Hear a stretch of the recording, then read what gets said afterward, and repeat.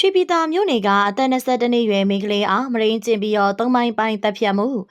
အားလုံးပဲမင်္ဂလာပါတရက်တည်းမှာဆိုရင်တော့မြို့သမီးငယ်တွေရောအရွယ်ရောက်ပြီးသားမြို့သမီးတွေကိုပါမရင်းကျင်ပြီးတော့တပ်ဖြတ်မှုတွေမြန်မာနိုင်ငံအနှံ့မှာအတော်လေးကြားနေရပါတယ်တရားဥပဒေစိုးမိုးမှုအားနည်းလာတဲ့ရှောက်ဒီလိုမှုကင်းတွေဟာလည်းပေါများလာခဲ့တာဖြစ်ပါတယ်လက်ရှိမှာဆိုရင်လေရန်ကုန်တိုင်းအတွင်းကရှေပြည်သာမြို့နယ်မှာအသက်22နှစ်ရွယ်မြို့သမီးတူမရင်းကျင်ပြီးတော့တပ်ဖြတ်ခံရမှုတစ်ခုဖြစ်ပွားသွားခဲ့ပါတယ်တပ်ဖြတ်ခံရတဲ့မြို့သမီးဟာ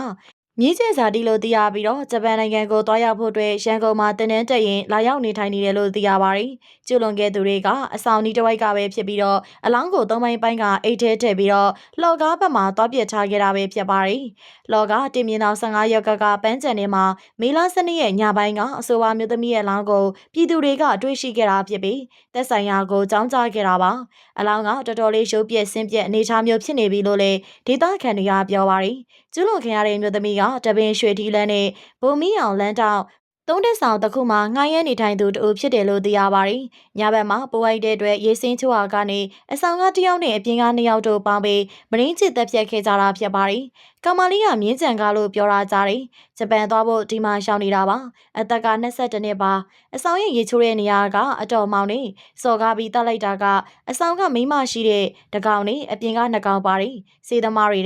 အလောင်းကိုလော်ကားဘက်မှာပြစ်ထားတာအတူနေတငယ်ချင်းကလည်းသူကြီးစားနဲ့လိုက်သွားတယ်ထင်နေကြတာပါဆိုပြီးရက်ကွက်နေသူတူကပြောပါတယ်အဆိုအမျိုးသမီးကိုမေလ23ရက်နေ့လယ်ပိုင်းကကျူချောင်းတုတ်တံမှာတချို့ပြီးသွားခဲ့ပြီလို့လည်းသိရပါတယ်လက်ရှိမှာရေတပ်ဖွဲ့ကပြင်းမှုကျူးလွန်သူတချို့ကိုဖမ်းဆီးရမိထားခဲ့ပြီးဖြစ်ပါတယ်ကွင်းဆက်ကြံနေသေးတဲ့အတွက်ဆက်လက်စုံစမ်းပြီးတော့ဖော်ထုတ်နေပါတယ်ကျူးလွန်သူတွေကိုတော့ပြင်းမှုဆိုင်ရာရာဇသက်ကြီးပုံမှာ390နှစ်မြင်းဆောင်300နှစ်မြင်းဆောင်200တို့နဲ့အမှုဖွင့်ရေးယူထားခဲ့တယ်လို့ခရိုင်ရဲတပ်ဖွဲ့မှုထံကနေသိရပါတယ်။ပြည်မှုကျူးလွန်သူတို့ကိုဖမ်းဆီးရမိထားပါပြီ။တေဆုံးတဲ့မိန်းကလေးငယ်နေထိုင်တဲ့အဆောင်ဒီမှာအဆောင်နေတဲ့ကောင်လေးတွေပါ။ဆက်လက်ပြီးတော့ခွင်းဆက်ကျန်နေသေးသူတွေစုံစမ်းနေပါတယ်။အသေးစိတ်ကိုပြောပြရမရသေးဘူး။ဖမ်းဆီးရရှိသူတွေနဲ့ကြံရှိသူများကိုအမှုဖွင့်ရေးယူထားပါတယ်လို့ခရိုင်ရဲတပ်မှုကပြောပါတယ်။ကြည့်ရှုပေးတဲ့အတွက်အားလုံးကိုကျေးဇူးတင်ပါတယ်ရှင်။